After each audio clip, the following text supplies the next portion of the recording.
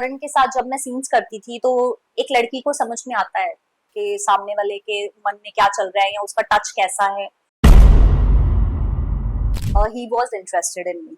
हमारा एक kissing scene था जिसमें ही वाज सपोज्ड टू किस मी, बट व्हाट एक्चुअली हैपेंड कि सीन हुआ ही नहीं, डायरेक्टर ने एक्शन नहीं बोला and he kissed me and I slapped him. आप मेरी परमिशन के बगैर आप कैसे मुझे टच कर सकते हो? उस टाइम पे उन्होंने रिएक्ट नहीं किया, वो वहां से चले गए। 10-15 मिनट के बाद वो आते हैं और आके उन्होंने मुझे सबके सामने बहुत जोर से थप्पड़ मारा। एक लड़की और एक लड़के के हाथ में भी फर्क होता है। नमस्कार दोस्तों, मैं हूं मुकेश शर्मा और आपने देखना शुरू कर दिया है फिल्मी बीट। और हाँ, एक बार फिर से खास मुद्दे पर बात करने के लिए सानवी हमारे साथ मौजूद है। वेलकम ऑन फिल्मी बीट मैम। Thank you. पर जैसे आपने कहा कि कुछ अच्छा होता है, कुछ बुरा होता है, तो कुछ अच्छा भी होता है, फिर कुछ अच्छे के बाद कुछ बुरा होता है, फिर ये कहाँ आ गए हम की कंट्रोवर्सी? हाँ, मतलब ये तो it's a part and parcel in our life के अच्छा बुरा ये सब तो चलता ही रहता है। हाँ, कंट्रोवर्सी थी, एक बहुत बड़ी कंट्रोवर्सी थी जो जिस चीज के बारे में मतलब मैंने इतने टाइम से बात भी नहीं करनी चाहिए। अभी जब मैं बात कर रही हूँ तो अभी भी बात करने के दौरान भी मुझे ऐसा सुनने में आ रहा है कि अब इतने सालों के बाद why is she talking about all these things. But मुझे एक बात बताइए ना, मैं क्यों बात ना करूं? क्योंकि मैंने इतने साल बात नहीं की, मैं चुप रही, तो लेकिन इतने साल में उस चीज का कितना नेगेटिव इम्पैक्ट पड़ा है मुझ पे। क्योंकि पहली बात तो लोग मेरे प्रोफाइल मतलब मैंने बहुत बड़े बड़े एक्टर्स के साथ काम किया है, तो ऐसा नहीं था ना कि सिर्फ वही एक्टर्स काम कर रहे थे, मैं भी तो उनके साथ काम कर रही थी। तो मेरी खुद की एक इंडिविजुअल पर्सनालिटी है, तो मुझे किसी एक मुद्दे के साथ लिंक करके क्यों देखा जा रहा है? दूसरी बात कि बहुत सारी फॉल्स न्यूज़ेस हैं जो मेरे तक पहुंची हैं कि शायद मैंने कुछ किया था या ये था। अभी कुछ तो लोग कहेंगे, लोगों का काम है ना। तो ये सब इतने टाइम से चल रहा था, तो अभी मेरी वेब सीरीज आई है और सी ऐसा बिना काम के बात नहीं कर रही हूँ मैं।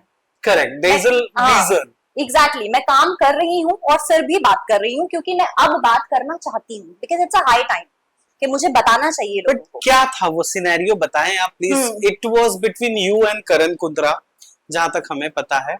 और सेट पर इसके पहले भी हुए हैं शोज में जहां एक्टर या एक्ट्रेस ने किसी एक ने दूसरे पर हाथ उठाया है, पर ये सिनेरियो कुछ अलग था। इसमें हाथ उठाने, दोनों के हाथ उठाने की खबर आई थी। तो आप फिल्मी बीट के सारे दर्शकों को बताएं कि व्हाट एग्जैक्टली हैपेंड।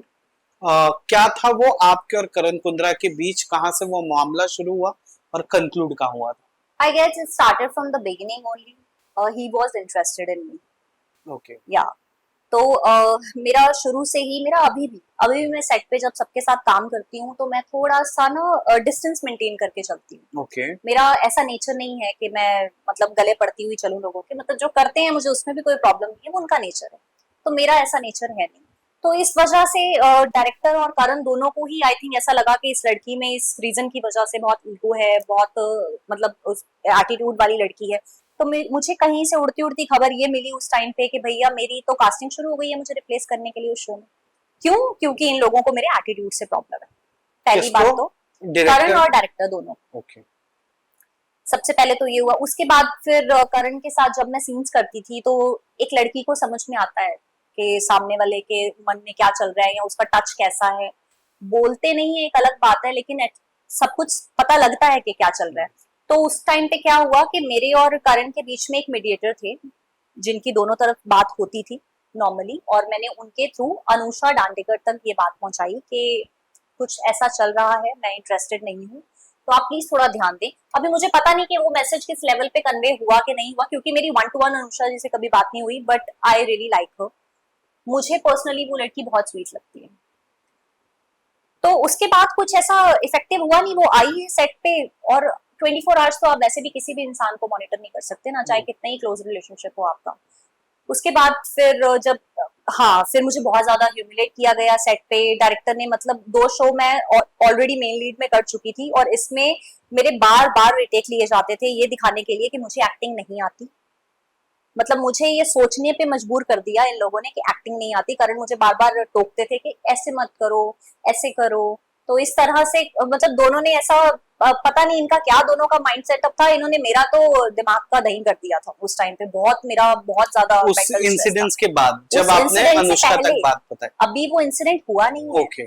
तो मैं ये ऑलरेडी सब कुछ झेल रही थी। उसके बाद वो इंसिडेंट हुआ है कि हमारा किसिंग सीन था जिसमें ही वाज सपोज्ड टू किस मी एंड मैं उनको थप्पड़ मारूंगी, बट व्हाट एक्चुअली हैपेंड कि सीन हुआ ही नहीं, डायरेक्टर ने एक्शन नहीं बोला and he kissed me and I slapped him. आप मेरी परमिशन के बगैर आप कैसे मुझे टच कर सकते हो? और तो डायरेक्टर ने एक्शन बोला नहीं था? नहीं बोला था। Okay. And he kissed me and I slapped him. उस टाइम पे उन्होंने रिएक्ट नहीं किया, वो वहां से चले गए। 10-15 मिनट के बाद वो आते हैं और आके उन्होंने मुझे सबके सामने बहुत जोर से थप्पड़ मारा। एक लड़की और एक लड़के के हाथ में भी फर्क होता है।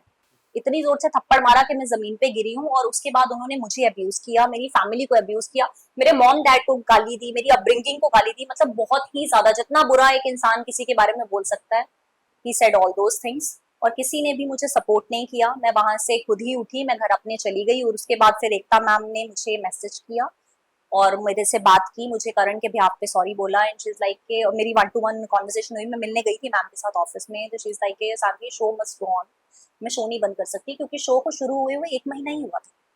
तो उन्होंने कहा कि हम बहुत सपोर्टिव है एकता मैम, बहुत ज्यादा सपोर्टिव है मेरे केस में, she was always supportive for me. और मतलब मेरे लिए तो उनके साथ काम करना तो ऐसे ड्रीम कम ट्रू वाला हिसाब किताब था, बट उसके बाद ये सब होने के बाद भी उन्होंने मुझे इतना सपोर्ट किया। उसके बाद करण के नंबर ऑफ डेज उन्होंने कम कर दिए, जो भी हम साथ में काम कर रहे थे, जिसका भी मेरे पे बहुत गंदा प्रेशर आया, क्योंकि मेरा फिर काम बहुत ज्यादा एक्सीड हो गया शो में और डायरेक्टर को रिप्लेस कर दिया गया। और उसके बाद फिर अभी इस बात को थोड़ा ही टाइम हुआ होगा, आई थिंक 1-1.5 महीना हुआ होगा, उसके बाद हमारा वापस से एक सीन हुआ, लव मेकिंग सीन था बाथरूम में, जहाँ पे again I felt something, I was very uncomfortable. Favouritism तो बहुत होता है इंडस्ट्री में, होता था, होता है और हमेशा होता रहेगा। तो सब डायरेक्टर्स वगैरह सब करण के ही फेवर में बात करते थे, तो उस टाइम पे डायरेक्टर ने कट नहीं बोला। फिर उस सिचुएशन पे मैंने बात उठाई कि भैया ये अब अचानक से ये क्या हुआ। उसके बाद फिर उनको भी रिप्लेस किया गया, उस डायरेक्टर को भी? उसको भी, हाँ, वो दोनों डायरेक्टर, 2 डायरेक्टर्स उस शो से रिप्लेस हुए। फिर समहाउ के पूरा हमने शो खत्म किया और उसके बाद फिर एकता मैम ने बैक टू बैक मुझे फिर साथ में चंद्रनंदिनी दे दिया, फिर चंद्रनंदिनी में मैंने काम किया।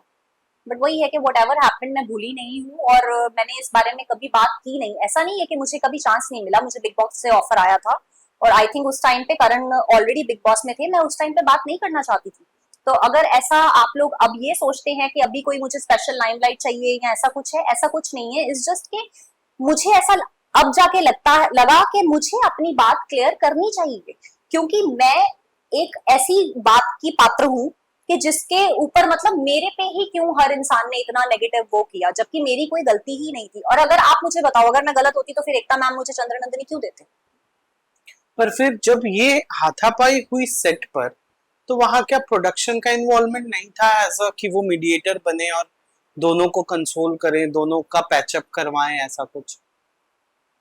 उस टाइम पे तो कुछ भी नहीं हुआ कि किसी ने कोई सपोर्ट नहीं किया मुझे। लेकिन उसके कुछ टाइम के बाद फिर पता एकता मैम ने बोला होगा तो करण सेड सॉरी टू मी। उसके बाद फिर करण ने मुझे मैसेजेस वगैरह भी किए कि मतलब तू मुझे बहुत बुरा इंसान समझती है, ये वो, मतलब उसने he wanted to talk to me. I was like मतलब मैंने जितना मैं जिस लेवल तक इग्नोर कर सकती थी मैंने इग्नोर किया। तो करण ने उसके बाद आपको सॉरी बोला? हाँ, सॉरी बोला, लेकिन सॉरी बोलने से क्या होता है? और उसके सॉरी का जवाब आपने दिया? नहीं, मैंने उनको कभी माफ नहीं किया और उनको ये बात पता है कि मैंने उनको कभी माफ नहीं किया। कि अब अगर करण कुंद्रा आपको कहीं मिलते हैं तो वो रहेगी पुरानी चीजें, या आप बड़े कॉर्डियली मिलोगे, हाय हेलो करके निकल जाओगे? What will be your reaction? जी, ऐसे तो वो इंसिडेंट होने के कुछ सालों के बाद हम बाय चांस एक कैफे में मिले थे। ओह। मैं वहां पे किसी काम से आई हुई थी, वो भी वहां पे किसी काम से आए हुए थे। तो मैं आज बात कर रही हूँ इस मुद्दे पे क्योंकि मुझे पता है कि मुझे गलत ठहराया गया था, ठीक है? तो मेरा बात करना बनता है, लेकिन at the end of the day I am not a bad person. उन्होंने हाई किया, मैंने भी हाई किया, बस खत्म हो गया। That's it. आप अपने रास्ते, मैं अपने रास्ते। अच्छा, ये जो आजकल हो जाता है, उस वक्त नहीं हुआ था कि आपने मीडिया में बयान दिया, फिर उन्होंने बयान दिया, फिर आपने उस पर रिएक्ट किया, फिर उन्होंने रिएक्ट किया? मैं शुरू से ही मीडिया पर्सन नहीं थी, तभी तो मैं बहुत नहीं, कुछ नहीं हुआ ऐसा। मैं मुश्किल से एक आधे आर्टिकल के लिए मैं मानी थी कि मैं मतलब बताया मैंने, उसके बाद उनकी तरफ से भी आर्टिकल्स निकले जो उन्होंने अग्री नहीं किया। ही वाज लाइक कि नहीं मैंने तो कुछ नहीं कहा, बट ठीक है, आई अंडरस्टूड। ऐसा और कुछ नहीं हुआ, मैंने बेसिकली बात बढ़ाई ही नहीं, तो बात बढ़ेगी कैसे? बढ़ेगी नहीं कैसे? Well, thank you so much ma'am, we wish you very best of luck. कैसा लगा फिल्मी बीट से बातचीत करके? बहुत अच्छा लगा, बहुत कुछ डिफरेंट था। Thank you so much. Thank you.